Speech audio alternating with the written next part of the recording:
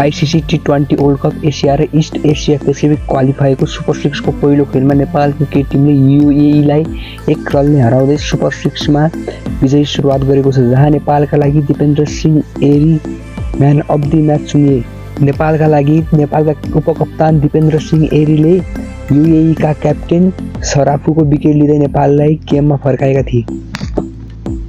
यस खेलमा man of the match चुनिएका नेपालका उपकप्तान दिपेन्द्र सिंह एरीले 4 ओभरमा 22 रन खर्चिँदै उत्कृष्ट 3वटा विकेटहरू लिन सफल भए, जसमा उनले अन्तिम ओभरमा यूएईलाई जितका लागि 6 बलमा 10 रन चाहिएको थियो, जुन 10 रनलाई नेपालका उपकप्तान दिपेन्द्र सिंह एरीले बलिङ मार्फत डिफेन्स गर्दै नेपाललाई सुपर 6 को पहिलो खेलमा विजयी सुरुवात दिलाएको।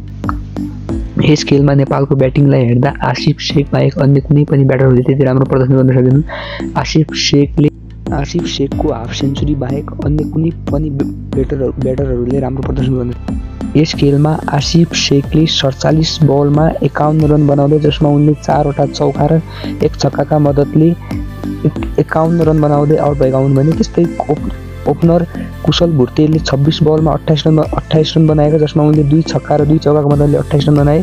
त्यस्तै क्याप्टेन रोहित कुमार पौडेलले भने यस खेलमा त्यति राम्रो प्रदर्शन भने गर्न सकेनन्, जसमा उनले 19 बलमा 20 रन बनाउँदै 1 चौकाका साथ आउट भयो भने त्यस्तै कुशल मल्लले पनि त्यति राम्रो प्रदर्शन गर्न भने सकेन। यस T20 वर्ल्ड कपमा कुशल मल्ल लगातार फलोअप हुँदै आइरहेका छन्, जसमा उनले आजको खेलमा पनि 11 बलमा 10 रन बनाउँदै आउट भए। त्यस्तै दिपेन्द्र सिंह एरीले 2 बलमा 1 रन बनाउँदै आउट भयो भने त्यस्तै अन्तिम चरणमा आएका गुलसन झाले 5 बलमा 14 रन बनाउँदै नेपाललाई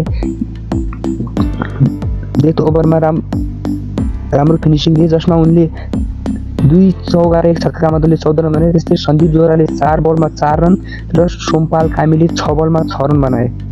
त्यस्तै नेपालको बलिङमा भने उपकप्तान दिपेन्द्र सिंह एरीले 4 ओभरमा 22 रन खर्चिँदै उत्कृष्ट 3वटा विकेट लिए, जसमा उनले यूएईका कप्तान सराफुको पनि विकेट लिएका थिए, जुन उनी हाफ सेन्चुरी बनाएर खेलिरहेका थिए।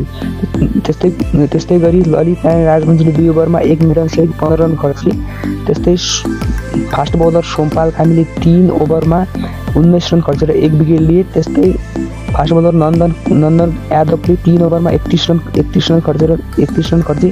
त्यस्तै गुलसन कुमार झाले 4 ओभरमा 22 रन खर्चेर 1 विकेट लिए र सन्दीप लामिछानेले 4 ओभरमा 29 रन खर्चेर उत्कृष्ट 1 विकेट लिए। र यस खेलमा नेपालका लागि दिपेन्द्र सिंह एरी म्यान अफ द म्याच चुने, जसमा उनले उत्कृष्ट यूएईका कप्तानलाई आउट गर्दै र अन्तिम ओभरमा 10 रन डिफेन्स गर्दै नेपाललाई जित दिलाउन सफल भएका हुन्।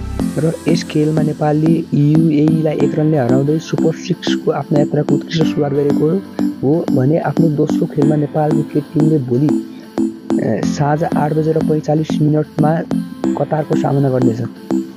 यस खेलमा उत्कृष्ट प्रदर्शन गरी म्यान अफ द म्याच भएका दिपेन्द्र सिंह एरीलाई तपाईँ के भन्न चाहनुहुन्छ? आफ्नो राय भने कमेन्टमा लेख्न नबिर्सनुहोला। र नेपाली खेलकुद सम्बन्धी न्युज अपडेटका लागि टिकटक नेपाललाई लाइक, कमेन्ट र सब्स्क्राइब गर्न भने नबिर्सनुहोला।